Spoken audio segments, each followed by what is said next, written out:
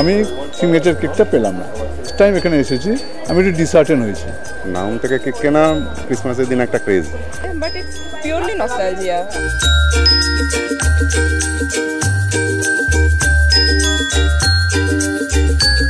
শীতের আমেজ পড়ে গিয়েছে কলকাতা শহর জুড়ে এবং তারই মাঝে একেবারে আমাদের দোরগোড়া এসে করানাচ্ছে ক্রিসমাস বা বড়দিন।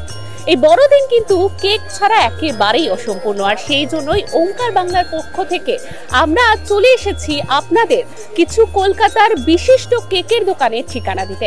চলুন যাওয়া যাক।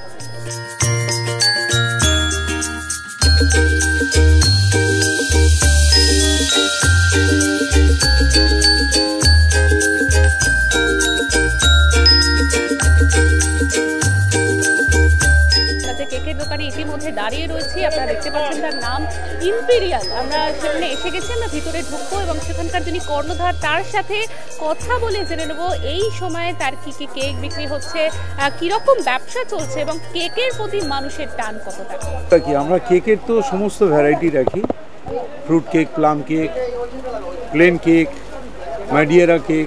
এর সাথে আমরা নতুন যেগুলো করি সেগুলো ওয়ালনাট কেক তো করি, চকলেট ওয়ালনাট, হোয়াইট ওয়ালনাট, তার সাথে বানানা ওয়ালনাট, খেজুরের ওয়ালনাট, আপনার গাজরের ওয়ালনাট আমরা করি। আমরা নলেন গুড়ের কেক করি, পামজাগারি। আমরা এবছর একটা নতুন আইটেম বানিয়েছি, সেটা হলো চাক্কি মেশিনের যে আটা, দেশি গমের আটা তৈরি হয়, সেই আটা দিয়ে ফ্রুট কেক বানাই। সেখানে একটা নস্টালজিক হয়ে বা নস্টালজিয়া নিয়ে আসেন, তারা এইসব তাড়িয়ে তাড়িয়ে খেতে খেতে উপভোগ করেন। আমাদেরও খাইয়ে ভালো লাগে, তাদের খেতে ভালো লাগে।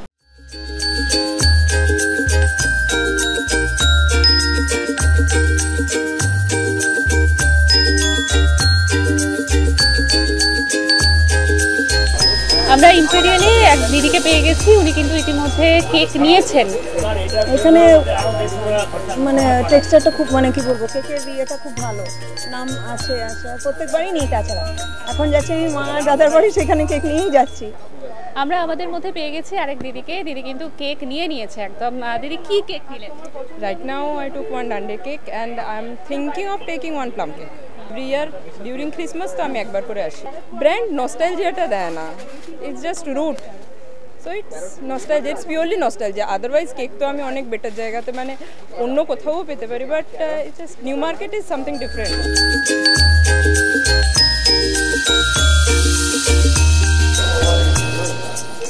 আমরা ইতিমধ্যে এসে পৌঁছে গিয়েছি সেই ঐতিহাসিক কেকের দোকান নাহমসে, যা বলা যায় প্রায় 122 বছর পুরনো সেই কেকের দোকান। আপনারা দেখতে পাচ্ছেন সেই দোকান এবং আপনারা সেই লাইনটিও দেখতে পাচ্ছেন। ইতিমধ্যে সকাল থেকে কিন্তু মানুষ ভিড় করে দাঁড়িয়ে আছে এই নাহমসে কেক কেনার জন্য।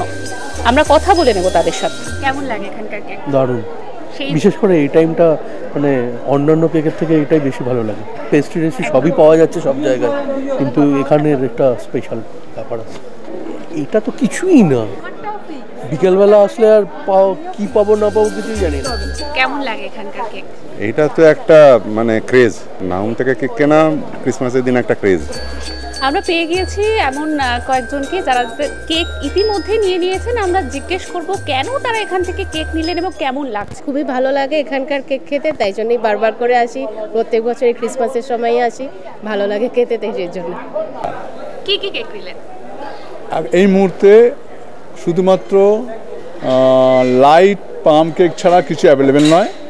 আমি এসেছিলাম সিগনেচার কেক নেবার জন্য, সিগনেচার কেক অ্যাভেলেবেল নয় এবং এখান থেকে আমাকে সাজেস্ট করা হলো আমি যেন 15 জানুয়ারির পরে এখানে আসি। 15 জানুয়ারির পর্যন্ত আমি যেন এখানে এন্ট্রি নাই করি, দেখাই যেন না যায়, কারণ 15 জানুয়ারি পর্যন্ত এটা পাওয়া যাবে না। তার মানে আমি অ্যাকচুয়ালি ফার্স্ট টাইম এখানে এসেছি, আমি একটু ডিসার্টেন হয়েছি যে অনেকটা লাইন দেওয়ার পরে মোস্ট অনলি 50 মিনিটস আমি সিগনেচার কেকটা পেলাম না। I am ডিসার্টেন।